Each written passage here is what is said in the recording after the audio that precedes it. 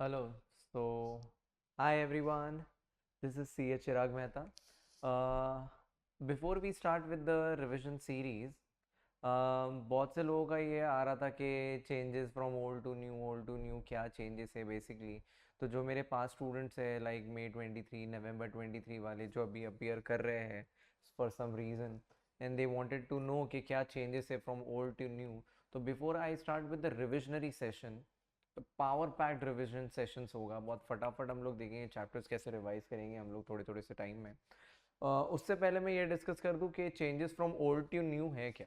Old मतलब up to November 23 is old, and new मतलब May 24 and onwards. ठीक है, और चैप्टर वाइज जाएंगे जैसे अपन देखे थे। ठीक है, सबसे पहले अपन लेते हैं चैप्टर कंपनी ऑडिट।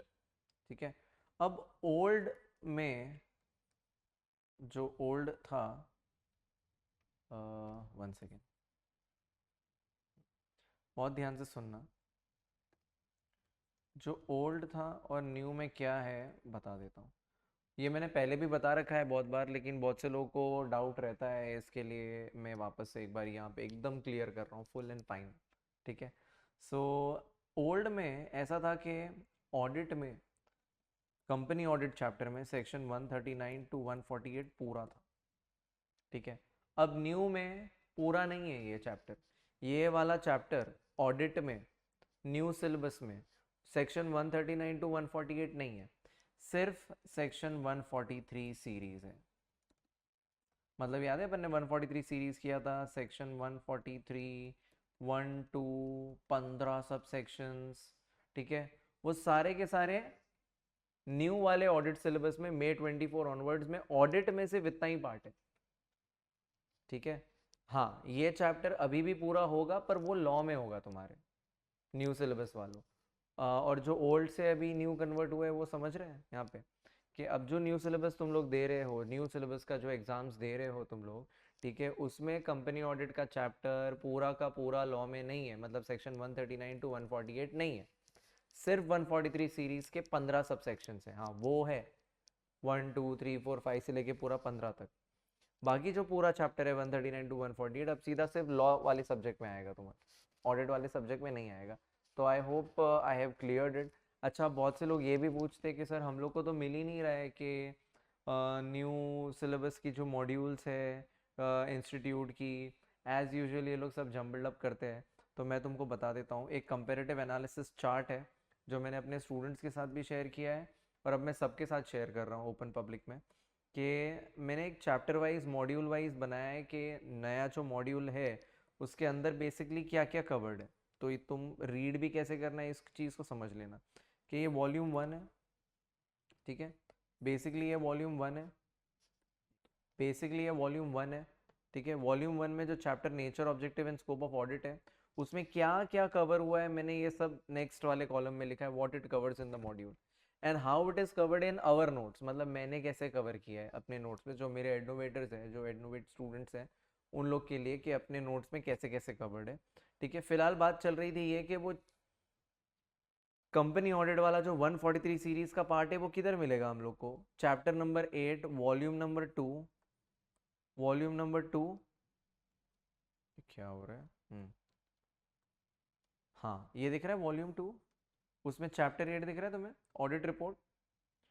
वो ऑडिट रिपोर्ट में दुनिया भर का चीज़ें डाल दिया है, पहले सिर्फ ऑडिट रिपोर्ट में 700 सीरीज हुआ करता था, अब 700 सीरीज तो है ही।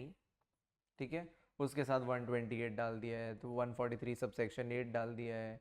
ठीक है, 143 सीरीज भी डाल दिया है, मतलब 143 बिट्स एंड पार्ट्स में आगे पीछे ऊपर नीचे कर करके इसी चैप्टर के अंदर है। समझ में आ रहा है? तो 143 सबसेक्शन 1 से लेके 15 तक पूरा का पूरा ऑडिट रिपोर्ट चैप्टर में, भले बिट्स एंड पार्ट्स में मिलेगा तुमको पर इधर ही मिलने वाला है। ठीक है, 600 का भी वो लोग ने एक बेसिक टाइप कवर किया है, तो खैर हम स्टैंडर्ड्स में आएंगे तब हम इसके ऊपर बेटर डिस्कस करेंगे। फिलहाल चर्चा चल रही थी कंपनी ऑडिट के बारे में। समझ में आ रहा है? कंपनी ऑडिट पूरा का पूरा नहीं है अब, सिर्फ 143 सीरीज है, और अगर तुमको मॉड्यूल में देखना है वो चीज़ का है तो वॉल्यूम 2 चैप्टर 8 ऑडिट रिपोर्ट में तुमको मिल जाएगा 143 सीरीज। तो आई होप मैंने ये बात क्लियर कर दी है। अपने नोट्स में तो खैर तुम्हें फर्स्ट चैप्टर मिलेगा ही, वो कंपनी ऑडिट 143 मैंने लिख ही दिया, कंपनी ऑडिट और 143 सीरीज भी कंपनी ऑडिट के चैप्टर में। पर अब ध्यान में रखना अपने को सिर्फ 143 सीरीज देखनी है। अच्छा, अब मैं बता देता हूँ कि 143 सीरीज में से भी इन्होंने कुछ कुछ चीज़ें हटा दी है। तो मैं तुम्हें बता ही देता हूँ कि क्या क्या चीज़ें हटा दी है।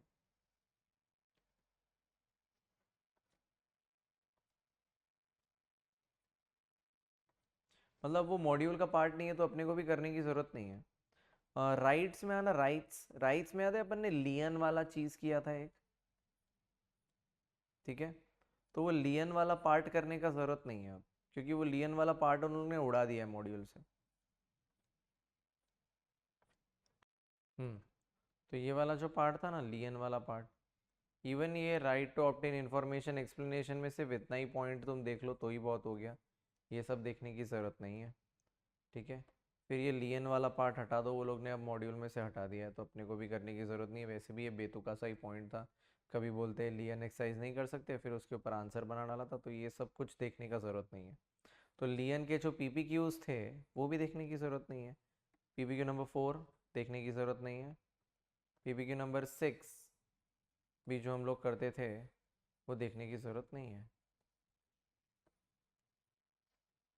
ठीक है। तो लियन वाला पार्ट वो लोग ने हटा दिया है, बाकी 143 सीरीज में बाकी सब कुछ है। और ये ई वाला पार्ट, ई वाला चीज़ अपन करेंगे अभी। 143 3 जे का ये ई वाला पॉइंट था ना, ये अभी अपन करेंगे थोड़ी देर में। और हाँ, बाकी पूरा है। और as you know correct and correct हटा दिया है वो लोग ने, मॉक टेस्ट पेपर में आया नहीं है तो ऑब्वियसली चांसेस यही है कि करेक्ट एंड करेक्ट नहीं आएगा। तो करेक्ट एंड करेक्ट भी कोई भी चैप्टर का, ये चैप्टर का कोई भी चैप्टर का करेक्ट एंड करेक्ट देखने का ज़रूरत नहीं है, ठीक है। तो एक तो ये लिख देना, ठीक है। एक्सक्लूड क्या क्या करना है, एक तो लियन वाला पार्ट और दूसरा करेक्ट एंड करेक्ट,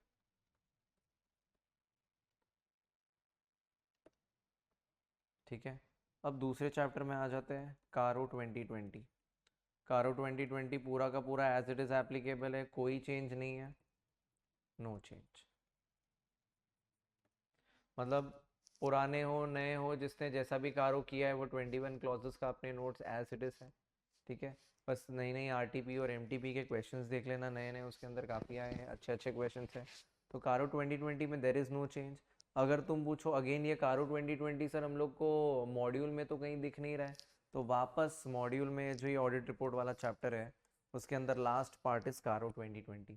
ये भी ऑडिट रिपोर्ट के अंदर ही घुसा डाला है, क्योंकि वो ऑडिट रिपोर्ट का एक एनेक्चर होता है ना, it is an annexure to the main audit report, तो लोग ने ऑडिट रिपोर्ट के अंदर ही कारो भी घुसा दिया, ठीक है। तो कारो अगर तुम्हें ढूंढना है तो वॉल्यूम 2 चैप्टर 8 ऑडिट रिपोर्ट में लास्ट लास्ट में चले जाना, तुम्हें कारो 2020 मिल जाएगा। ओके, उसके बाद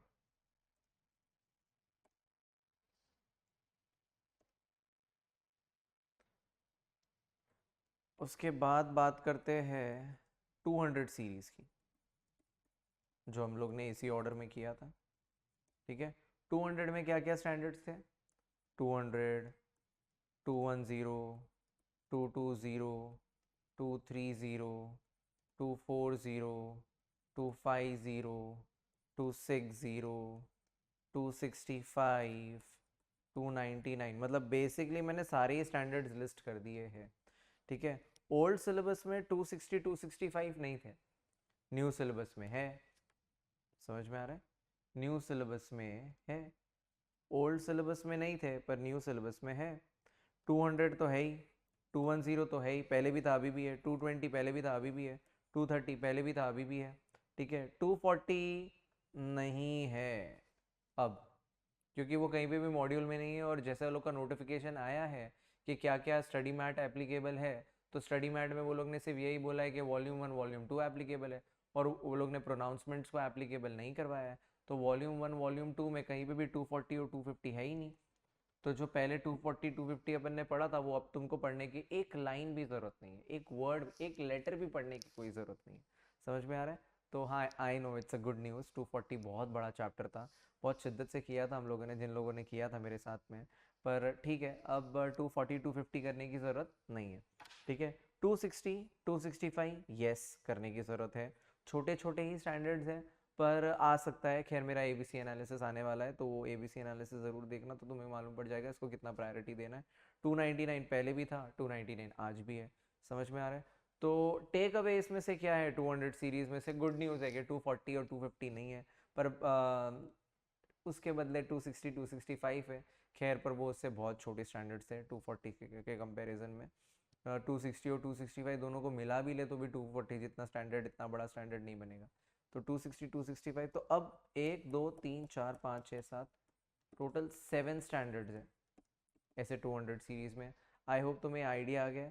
और अब ये चीज़ें मॉड्यूल में किधर है ध्यान से देख लेना। आ जाओ वापस एनालिसिस चार्ट में। अब बात करें अगर हम 200 की, तो 200 थोड़ा बिट्स एंड पार्ट्स में चैप्टर नंबर 1 में दिया हुआ है, एज यू कैन सी। 200 थोड़ा बिट्स एंड पार्ट्स में यहाँ पे दिया हुआ है, ठीक है। और बाकी का तुम्हें पूरा का पूरा ऐसे 200 मिल जाएगा चैप्टर नंबर 11 में, लास्ट चैप्टर। 200 भी मिल जाएगा, 210 भी मिल जाएगा, 220 भी मिल जाएगा, ठीक है। अब बात आ रही है कि 230 किधर मिलेगा, तो 230 का अलग खुद का चैप्टर है भाई। तो ऑब्वियसली 230 अब बहुत ज़्यादा इंपॉर्टेंट स्टैंडर्ड हो गया है, क्योंकि इसका खुद का एक चैप्टर है, इसका ऑब्वियसली खुद का एक वेटेज है, ठीक है। वेटेज भी हमने डिस्कस किया है, फिर भी मैं वेटेज के साथ में ही प्रायोरिटी ऑर्डर ऑफ चैप्टर्स और एबीसी एनालिसिस का वीडियो लेके आने वाला हूँ, ठीक है। तो उसका भी थोड़ा ध्यान रखना, उसमें मैंने प्रॉपर वेटेज एंड ऑल समझाया है, ठीक है। कि 230 तो भाई पक्का करना है, मतलब 230 में से क्वेश्चन अब पक्का है। 200 210 220 में से कोई 2 स्टैंडर्ड आएंगे, लेकिन 230 तो पक्का आएगा, ठीक है। आई होप मैंने तुम्हें ये भी बता दिया 230 है कहाँ पे, चैप्टर नंबर 6 वॉल्यूम नंबर 2। अब 299 किधर है, सॉरी 260 और 265 ये रहा इसके नीचे ही 7th वाले चैप्टर में, अलॉन्ग विथ 560 570 450 580 260 265। तो यहाँ पे से देख लेना तुम 7। और फिर अपना क्या बोलते हैं 299 किधर है, तो 299 ये इधर है, ऑडिट रिपोर्ट वाले चैप्टर में। दिख रहा है तुम्हें? चैप्टर नंबर 8 वॉल्यूम नंबर 2, तो वहाँ तुम्हें 299 मिल जाएगा। Is it clear? ठीक है। तो ये पूरा 200 सीरीज हो गया। ओके, अब आ जाता है वापस यहाँ पे। अब इसके अंदर एज सच कोई एडिशन डिलीशंस एक्चुअली है नहीं, मैंने पूरा देख लिया every nook and corner of the latest module. तो जो अपन ने पहले 200 मतलब जो नोट्स है पहले के और अभी के सेम ही रहेंगे, कोई प्रॉब्लम नहीं है। 200 210 220 में, 230 में भी, और 299 भी, 260 265 छोटे छोटे स्टैंडर्ड्स हैं, तो तुम देख लेना एक बार अच्छे से, ठीक है। बाकी मैं उन्हें रिविजनरी सेशंस में कवर कर लूँगा, बस उतना भी कर लिया तो बहुत हो गया, ठीक है। अब बस बाकी मैं कह देता हूँ कि ओल्ड सिलेबस हो या न्यू सिलेबस हो, मॉड्यूल के अंदर कोई चेंज नहीं है। जो ओल्ड नोट्स यूज़ कर रहा है वो यूज़ कर सकता है, कोई प्रॉब्लम नहीं है। ज़्यादा से ज़्यादा मैंने नया आरटीपी, नया पास पेपर की क्वेश्चन ऐड किए, वो तो तुम भी देख सकते हो ना कहीं से भी, नॉट अ बिग डील, ठीक है। अब आ जाओ नेक्स्ट।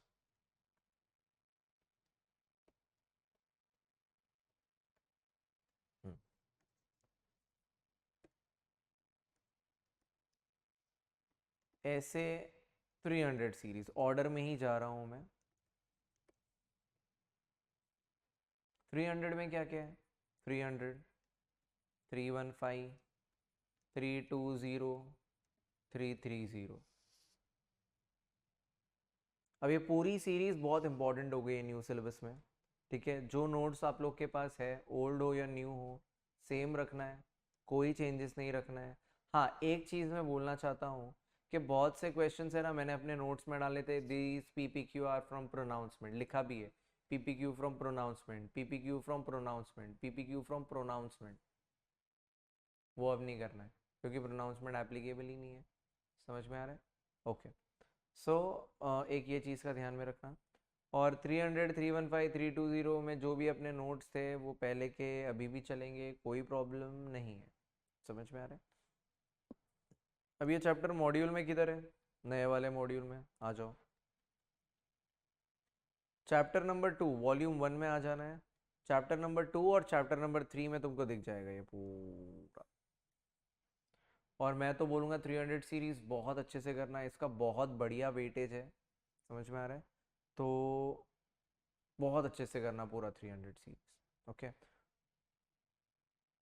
नेक्स्ट।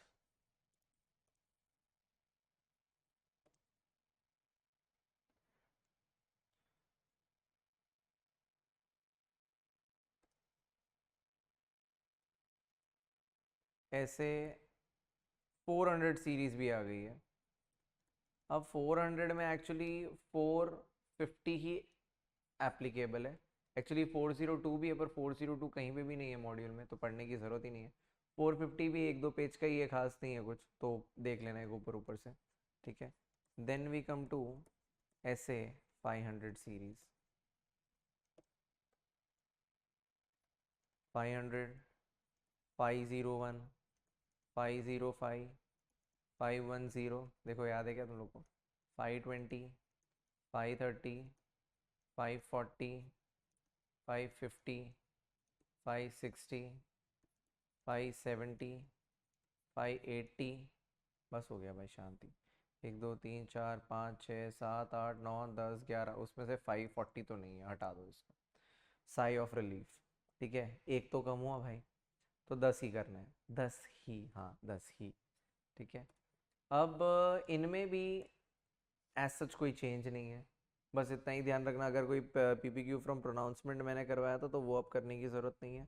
बाकी हाँ, 500, 501 जो अपने पहले पुराने नोट्स हैं वही चलेंगे आगे भी, कोई टेंशन नहीं है इसमें, कोई खास चेंज नहीं है। खास मतलब क्या, चेंज ही नहीं, ठीक है।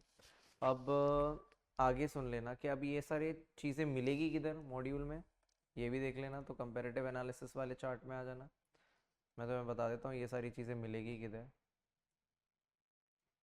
चैप्टर नंबर 4 में, चैप्टर नंबर 4 में आधा 500 है, काफ़ी इंपॉर्टेंट है, ठीक है। तो ये सारे तुम्हें दिख जाएंगे, और हाँ 600 तो अभी आगे बात होने वाली है। तो एज सच कोई खास चेंज नहीं है, सेम नोट्स चलेंगे। फिर भी come to the next one.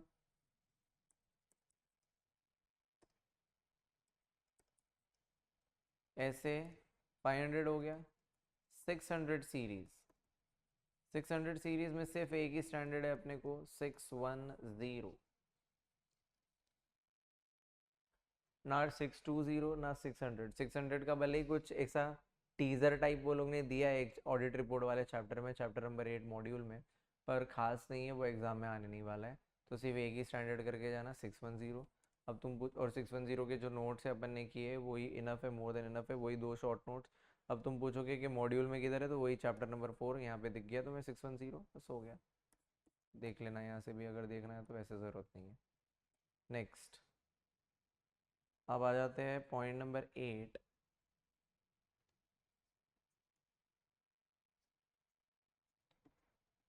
ऐसे 700 सीरीज। अब 700 में क्या क्या था? 700, 701, 705, 706, 710, वो अभी भी एप्लीकेबल है, ठीक है।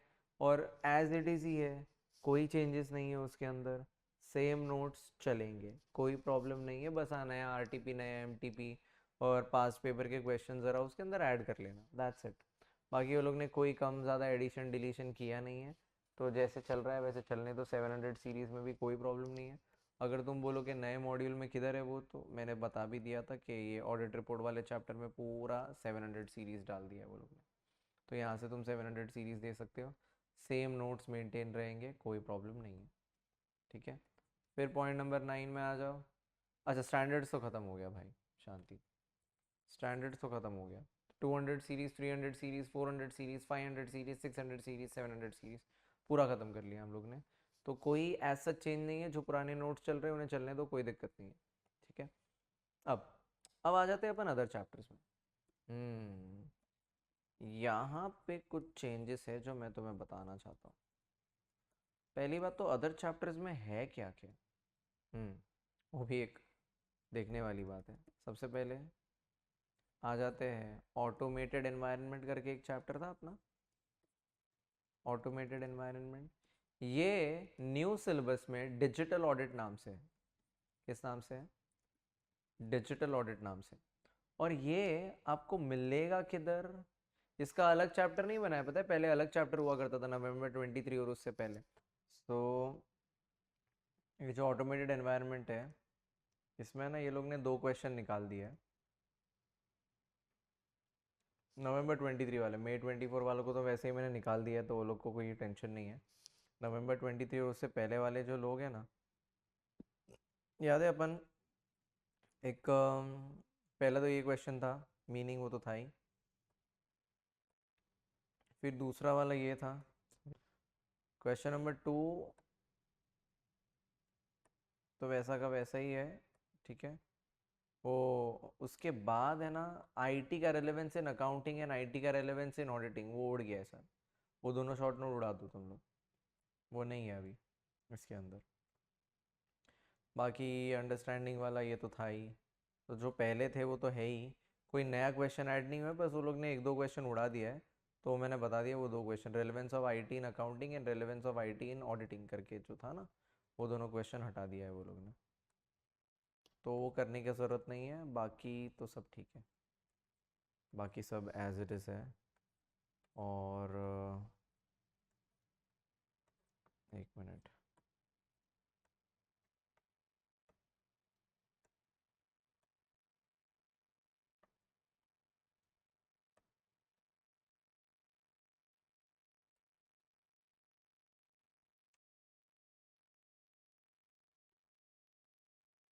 और है ना, ये वन वन लाइनर्स भी है ना, सिर्फ इतना ही करो जितना दिखा रहा हूँ। बस बस इतना ही।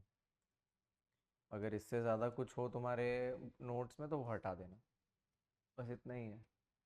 बाकी हर चीज़ वो लोग ने कवर नहीं की है अभी नए वाले में। कुछ एक दो नई चीज़ ऐड हुई है पर वो खास नहीं है, ठीक है। और करेक्ट इन करेक्ट अब कहीं भी कोई भी चैप्टर में करने का ज़रूरत नहीं है, ठीक है। बाकी हाँ, और ये चैप्टर तुम्हें अगेन ऑटोमेटेड वाला तुम्हें ये थर्ड चैप्टर में मिल जाएगा, वॉल्यूम 1, ठीक है। तो ये भी मैंने बता दिया है। अब nature, objective and scope of audit में आना। तो मई 23 नवंबर 23, जो पुराने वाले लोग हैं वो ज़रा ये चैप्टर ओपन करना। अब इसमें है ना कुछ क्वेश्चंस वो लोग ने हटाए हैं, तो क्वेश्चन नंबर 1 तो वही है, क्वेश्चन नंबर 2 भी वही है। तो इसके अलावा एक है ना, वो एस्पेक्ट्स करके क्वेश्चन था ना, 2 के बाद ही स्कोप में एस्पेक्ट्स वर्ड आता था। ये देखो स्कोप में ऑल एस्पेक्ट्स, तो वो एस्पेक्ट्स को ही लेके क्वेश्चन नंबर 3 हुआ करता था अपने उसमें। तो वो क्वेश्चन 3 हटा दिया, तो तुम लोग करने की ज़रूरत नहीं है वो। फिर कुछ नए नए क्वेश्चन डाल दिए हैं, जैसे कि ये वाला, ठीक है। ये चैप्टर तुम अगर पूछो सर ये चैप्टर कहाँ से मिलेगा, तो नए वाले मॉड्यूल में चैप्टर नंबर 11 में। पहले ये भी बता देता हूँ ताकि तुमको अगर वो ओपन करके रखनी हो। ये है ना, ये चैप्टर बटा हुआ है कुछ, nature objective volume 1 nature objective and scope में कुछ चीज़ें मिलेगी तुम्हें, ठीक है। कुछ चीज़ें यहाँ पे मिलेगी, और कुछ चीज़ें फिर चैप्टर नंबर 11 में मिलेगी। मतलब बिट्स एंड पार्ट्स में चैप्टर 1 और चैप्टर लास्ट चैप्टर, वॉल्यूम 1 का फर्स्ट चैप्टर, वॉल्यूम 2 का लास्ट चैप्टर में तुम्हें बिट्स एंड पार्ट्स में चीज़ें मिलेगी, ठीक है। और हाँ, अब ध्यान से सुनो। तुम इसका है ना स्क्रीनशॉट लेते रहना, क्योंकि मैंने ना आंसर्स मॉडिफाई किए हैं, मॉड्यूल में गंदी तरह से दिया हुआ है एज यूजुअल। तो मैंने इन आंसर्स को मॉडिफाई किया, who appoints auditor and to whom report is submitted. मतलब ये सारे क्वेश्चन ऐसे कि तुम खुद पढ़ के समझ सकते हो कि ऑडिटर को कौन अपॉइंट करता है। मतलब एकदम सिंपल है, और मुझे ये वाले क्वेश्चन का कोई आने का खास चांस भी नहीं लगता है। ये क्वेश्चन नंबर 3, इसका फ़ोटो निकाल लो, बाकी खास नहीं है। कोई नया क्वेश्चन मुझे खास लगे तो मैं अभी डिस्कस कर लूँगा। फिर एक और ये क्वेश्चन ऐड किया, what is engagement and what are the purpose of external audit engagement. ये भी तुम एक बार फोटो ले लो, तुम खुद ही पढ़ोगे तो तुमको खुद को समझ में आ जाएगा, कोई बड़ी बात नहीं है। अगेन मुझे कोई खास क्वेश्चन नहीं लगा, बाकी एडवांटेजेस ये सब तो थे ही पहले भी, अभी भी है, ठीक है। और ये चलता जा रहा है। और हाँ, डिस्टिंग्विश काफ़ी इंपॉर्टेंट है, ऐसे एस आर ई ये सब, ऐसे R S R S R A से सरस वाले जो थे। फिर ये लोग ने ना नया क्वेश्चन ये वाला ऐड किया, question number 14, what is the meaning of assurance engagement and it's elements. Assurance engagement means an engagement in which the practitioner, अब ये प्रैक्टिशनर यही समझ लो, ये नहीं यही समझ के ख़त्म करो। प्रैक्टिशनर मतलब चार्टर्ड अकाउंटेंट इन प्रैक्टिस, और क्या, सीए इन प्रैक्टिस, उसको अलग वर्ग में बोलते हैं practitioner. Expresses a conclusion designed to enhance the degree of confidence of the intended user other than the responsible party about the outcome। See, responsible party कौन होती है? मैनेजमेंट। इंटेंडेड यूजर, याद है ना, ट्राईपार्टिट रिलेशनशिप, ऑडिट 3 पर्सन्स के बीच का relationship है, और 3 पर्सन्स के बीच के रिलेशनशिप को तुम्हें मालूम ही है क्या बोलते हैं, ट्राईपार्टिट रिलेशनशिप। ठीक है, तो पहला बंदा कौन होता है उसमें, ये ऑडिटर हो गया, प्रैक्टिशनर हो गया, दूसरा यूजर हो गया, और तीसरा रिस्पॉन्सिबल पार्टी मतलब मैनेजमेंट हो गया। So, enhance the degree of confidence about the outcome of evaluation or measurement of a subject matter against a criteria। क्या चेक किया जाता है, financial statement, subject matter against a criteria. क्या criteria रखते हैं, किसके अगेंस्ट चेक किया जाता है, अकाउंटिंग स्टैंडर्ड, शेड्यूल 3, यही सब। So it means an engagement in which practitioner expresses a conclusion designed to enhance the degree of confidence of the intended user other than the responsible party about the outcome of evaluation or measurement of a subject matter, financial statements against a criteria, accounting standards, companies act provision, standards on auditing, ये सब criteria। ठीक है, तो मतलब वही सारी बातें तो अपने को मालूम है, बस थोड़ा अदर वर्ड्स में लिख के दिमाग का दही किया है और कुछ नहीं। एलिमेंट्स क्या क्या है ऑफ अश्योरेंस एंगेजमेंट, वही 3 पार्टी रिलेशनशिप होती है, फालतू टाइम पास ही लगेगा तुम्हें ये, पर ये है ना, ये 3 मार्क का पूछ सकते हैं वो लोग एग्जाम में, तो बाद में बोलना मत मैंने बताया नहीं था। Practitioner is a person who provides the assurance. Practitioner word broader है देन दी ऑडिटर, क्योंकि ऑडिटर सिर्फ ऑडिट के केस में ऑडिटर होता है, पर याद है ऑडिट भी होता है, रिव्यू भी होता है, अश्योरेंस एंगेजमेंट भी होता है, रिलेटेड सर्विसेज भी होता है। तो ब्रॉडर इंसान को बोल दिया प्रैक्टिशनर, मतलब जो बंदा ऑडिट भी कर रहा है, रिव्यू भी कर रहा है, ठीक है, जो बंदा फ्यूचर फोरकास्ट का अश्योरेंस भी दे रहा है, रिलेटेड सर्विसेज भी परफॉर्म कर रहा है, तो उसको बोल दिया प्रैक्टिशनर। और जो बंदा सिर्फ ऑडिट कर रहा है उसको ऑडिटर। ठीक है, ओके। रिस्पॉन्सिबल पार्टी मतलब वही party responsible of preparation of that is management. Intended user मतलब मेंबर जिसके लिए रिपोर्ट बनाई जा रही है। ठीक है। अप्रोप्रिएट सब्जेक्ट मैटर मतलब क्या होता है, वही फाइनेंशियल स्टेटमेंट। सूटेबल क्राइटेरिया मतलब वही स्टैंडर्ड, जैसे मैंने बोला था। तो एक एक पॉइंट में वो लोग ने सबको एक एक लाइन में समझा दिया। एविडेंस की जरूरत है, बिना एविडेंस के हम ओपिनियन कंक्लूजन पे नहीं आ पाए, ओपिनियन नहीं बना सकते, वही। रिटर्न अश्योरेंस रिपोर्ट मतलब वही ऑडिट रिपोर्ट बना के देनी है बाद में, दैट्स इट। पर ये क्वेश्चन ना मॉड्यूल में दिया है, और वो लोग ने पूछा कि it involves 3 party relationship, discuss the meaning of 3 party. मतलब वो लोग ने पूछा क्या है, ये पूछा है 3 मार्क के लिए मॉड्यूल में। तो भाई 3 मार्क के लिए क्वेश्चन आ सकता है। और वो ये भी पूछ सकते हैं elements of an assurance engagement, तो ये point number 1, point number 2, point number 3, 4, 5 करके एलिमेंट्स है। बहुत ही ज़्यादा सिंपल आंसर है, पर पूछ लिया, और अगर तुमने पढ़ा नहीं है तो पक्का तुम नहीं लिख पाओगे, पर अगर एक बार भी देख लिया तो तुम पक्का लिख पाओगे, कुछ तो लिख पाओगे। फिर एक ये नया क्वेश्चन भी ऐड किया है वो लोग ने, बावरे जैसा। Types of assurance engagement, reasonable assurance versus limited assurance. Reasonable assurance मतलब high level assurance, limited assurance मतलब लोअर देन रीजनेबल अश्योरेंस। तो it performs elaborative and extensive procedure. Reasonable में मतलब थोड़ा ज़्यादा ऑडिट किया जाता है, और लिमिटेड में थोड़ा कम ऑडिट किया जाता है। वही यार ऑडिट, यार ऑडिट वर्सेस रिव्यू समझा रहे पागल जैसे ये लोग। ठीक है, उसके बाद इसमें रीजनेबल कंक्लूजन मिलता है on the base of evidence, इसमें थोड़ा लिमिटेड कंक्लूजन मिलता है। ठीक है, एग्जाम्पल क्या है रीजनेबल एश्योरेंस का, ऑडिट एंगेजमेंट, लिमिटेड का रिव्यू एंगेजमेंट। फालतू क्वेश्चन है पर आ सकता है एग्जाम में, मतलब बहुत फालतू इन द सेंस बहुत सिंपल क्वेश्चन है इसके लिए। फिर ये क्वेश्चन मेरे को कोई खास नहीं लगा भाई, assurance provides only moderate level of, तो ये रहने देना, उड़ा। क्वेश्चन नंबर 7 भी अगर ये कोई खास नहीं, मैंने ज़बरदस्ती का एक क्वेश्चन बनाया, इग्नोर। फिर ये थ्रेड्स वही इंपॉर्टेंट, चल रहा है चल रहा है चल रहा है चल रहा है चल रहा है, बस हो गया। हाँ, concept of true and fair भी वैसे वो लोग ने नए वाले में डाला नहीं, पर फिर भी मैंने हटाया नहीं। यू नेवर नो पूछ ले। हाँ, फिर ये क्वेश्चन नंबर 22 वीवीआई भी मार्क करना है इसको, ये मॉड्यूल में है। ठीक है, तो इसको बहुत ज़्यादा इंपॉर्टेंट मार्क करना। Briefly outline how principal based approach, ये आ सकता है भाई एग्जाम में, differs from rules based approach. Principal based approach कैसे डिफरेंट है फ्रॉम रूल बेस्ड अप्रोच, तो बोलते हैं उसका डिफरेंस बताओ ना। तो बोलते हैं प्रिंसिपल बेस्ड अप्रोच मतलब क्या है, it requires compliance with spirit of ethics, it requires accountants to exercise PJ in every situation. ठीक है, and use PJ to evaluate every situation. मतलब वो लोग क्या बोल रहे हैं, प्रिंसिपल बेस्ड अप्रोच में you apply your ethical principles in every audit situation, कि ये करना मेरे लिए सही होगा या नहीं होगा, क्या ब्राइब लेना मेरे लिए सही होगा या नहीं होगा। समझ में आ रहा है। तो principal based approach. Rules based approach मतलब वो बोलते हैं strictly follow the rules. It may lead to a narrow outlook and spirit of ethics may be overlooked while strictly complying to the rules, adhering to the rules. The further rules-based approach is somewhat rigid and as it may not be possible to deal with every practical situation relying upon the rules. अभी जैसे rule बोलता है कि ध्यान से सुनना कि strictly follow the clearly established rules, ठीक है। तो अभी रूल बोलता है कि फिजिकल वेरिफिकेशन करना ही करना है, करना ही करना है, करना ही करना है, पर वहाँ पे वो कंडीशन नहीं है तो ऑल्टरनेटिव परफॉर्म कर लो। समझ में आ रहा है? और ऑल्टरनेटिव परफॉर्म नहीं करने दे रहे तो फिर वही अपने एथिकल प्रिंसिपल लगाओ कि भाई नहीं चलेगा इतना, तो डिस्क्लेमर दे दो या विड्रॉ कर लो। समझ में आ रहा है? तो प्रिंसिपल बेस्ड अप्रोच बोलता है कि आप अपने एथिकल प्रिंसिपल्स फॉलो करो while conducting audit, you exercise PJ, अपना खुद का दिमाग लगाओ। रूल बेस्ड मतलब जैसा जैसा डिसाइड हुआ है, मतलब जैसा रूल लिखा हुआ है वैसा ही एज इट इज़ फॉलो करते रहो। समझ में आ रहा है? तो वो थोड़ा नैरो हो जाता है, strictly following the clearly established rules, ठीक है। It may lead to a narrow outlook. कभी कभी क्या होता है कि मान लो एक इंस्ट्रक्शन चेकलिस्ट मैंने बना के दे दी, मैं बोला चुपचाप यही जैसा बोल रहा हूँ वैसा फॉलो करना, लेकिन तुमको ऑडिट करते करते कुछ नया एविडेंस मिला, तुमको लगा मुझे और पूछताछ करना चाहिए।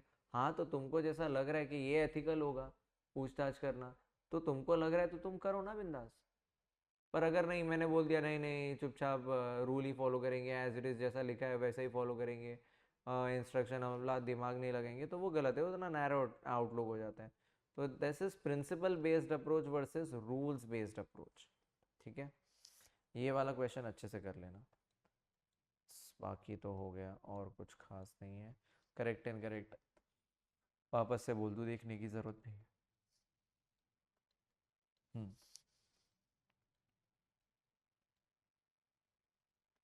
तो आई होप तुमको समझ में आ गया ये कि क्या क्या हमने करना है nature, objective and scope of audit में। उसके बाद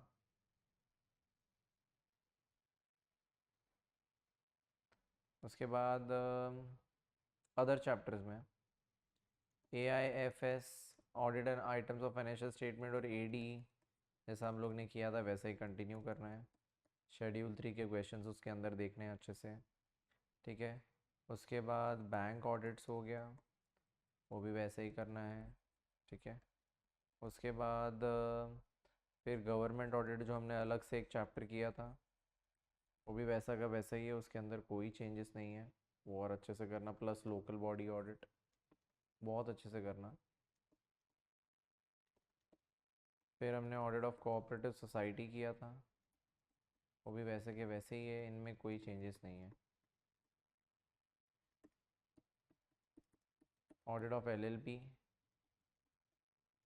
वैसे के वैसे ही है, चेंजेस नहीं है। समझा? और कंपैरेटिव एनालिसिस में भी ये चीज़ें कहाँ कहाँ कवर हो गई है, ये ऑडिट ऑफ आइटम्स मतलब वाउचिंग वेरिफिकेशन वाला चैप्टर हो गया, ठीक है। वो इधर चैप्टर नंबर 5 हो गया। और हमारा एडी इधर आ गया, एक सेकेंड।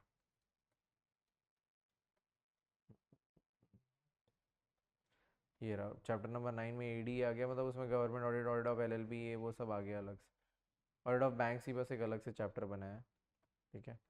बाकी सब समझ में आ गया, बाकी सब मैंने समझा भी दिया है क्या क्या करना है।